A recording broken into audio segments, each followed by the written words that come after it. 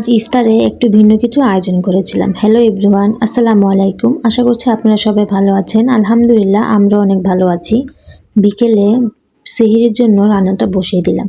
আজ বাবা বাজার থেকে অনেকগুলো মিষ্টি আলু নিয়ে এসেছে। নিয়ে আসার পর বলল আজ মিষ্টি আলুর টক রান্না করার জন্য। তার জন্য মিষ্টি আলুটি ভালোভাবে পরিষ্কার করে কেটে নিলাম। তারপর কিছু পানি দিয়ে মিষ্টি আলুটা বসিয়ে দিলাম টক রান্না করার জন্য। এখানে মরিচের গুঁড়ো, হলুদের গুঁড়ো, লবণ দিয়ে বসিয়ে দিয়েছি। তারপর কিছু টমেটো দিয়ে দিয়েছি।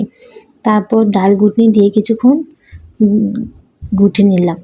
এই যে টক রান্নাটা হয়ে গেল। তারপর এখানে আমও দিয়েছিলাম, ফ্রিজে সংরক্ষণ করা ছিল আম, সেই আম দিয়ে মিষ্টি আলুর টকটা রান্না করেছি। শেষে অনেকগুলো রসুন এবং তেজপাতা দিয়ে বাগার দিয়ে দিয়েছি। এই মিষ্টি আলুর টকটা গরমের সময় খেতে অনেক মজার হয়।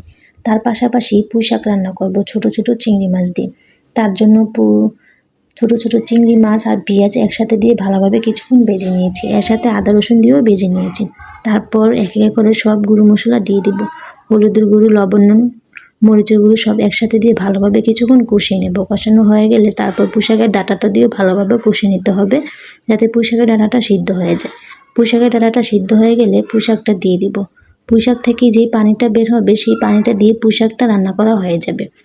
আমাদের পুঁই শাক খেতে অনেক ভালো লাগে, এই জন্য বাবা দুদিন পর পরই পুঁই শাকটা নিয়ে আসে।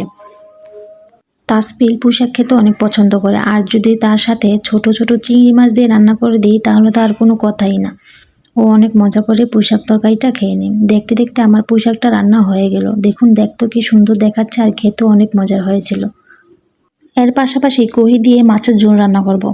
তার জন্য প্রথমে এখানে পেঁয়াজটা ভালোভাবে ভেজে নিয়েছি। এখন আদা রসুন দিলাম। আদা রসুন দেওয়ার পরে এখানে সব ধরনের মশলা দিয়ে দেবো। হলুদের গুঁড়ো, মরিচের গুঁড়ো, লবণ একসাথে দিয়ে ভালোভাবে কিছুক্ষণ কষিয়ে নেব। কষানো হয়ে গেলে তারপর কহি, আলু একসাথে দিয়ে ভালোভাবে কষিয়ে নিতে হবে, যাতে কহিটা আলুটা ভালোভাবে সিদ্ধ হয়ে যায়। ভালোভাবে কষানো হয়ে গেলে তারপর এখানে টমেটো দিয়ে দেবো। টমেটোটা দেওয়ার পর মাছগুলো দিয়ে ভালোভাবে কিছুক্ষণ কষিয়ে নেব। তারপর কষানো হয়ে গেলে কিছু পরিমাণ পানি দিব। পানিটা ভালোভাবে জাল করে নেওয়ার পর শেষে অনেকগুলো ধনেপাতা দিয়ে নামিয়ে নেব। মাছ তরকারিটা খেতে অনেক মজার হয়েছিল। আজ ইফতারিতে ভাবলাম একটু ভিন্ন কিছু আয়োজন করি। তার জন্য প্রথমে কড়াইতে পরিমাণ মতন তেল দিলাম। তারপর পেঁয়াজটা দিয়ে ভালোভাবে ভেজে নিয়েছি। তারপর কিছু পরিমাণ পানি দিব। হলুদের গুঁড়ো, মরিচের গুঁড়ো, লবণ, সব ধরনের মশলা একসাথে দিয়ে ভালোভাবে কিছুক্ষণ মশলাটা কষিয়ে নেব। কষানো হয়ে গেলে তারপর কুচি কুচি করে রাখা আলুগুলো দিয়ে দেবো। আলুগুলো দিয়ে ভালোভাবে মশলার সাথে কষিয়ে নেব। আলুটা কষানো হয়ে গেলে তারপর এখানে অনেকগুলো টমেটো এবং তার সাথে কাঁচামরিচ দিয়ে দেবো। এগুলো দিয়ে ভালোভাবে আলুর সাথে ভালোভাবে কষিয়ে নিতে হবে। তারপর কষানো শেষে কিছু পরিমাণ পানি দিব। পানিটাও ভালোভাবে শুকিয়ে আসলে শেষে অনেকগুলো ধনিয়া পাতা দিয়ে নামিয়ে নেব।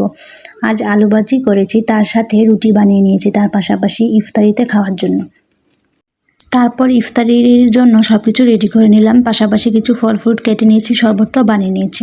তারপর আমরা সবাই একসাথে বসে রুটি এবং আলু ভাজি দিয়ে ইফতারিটা করে নিলাম। এতক্ষণ ভিডিওটি দেখার জন্য ধন্যবাদ। লাইক, ফলো, সাবস্ক্রাইব করে তানজিনা আক্তার ব্লগের সাথেই থাকবেন। Thank you.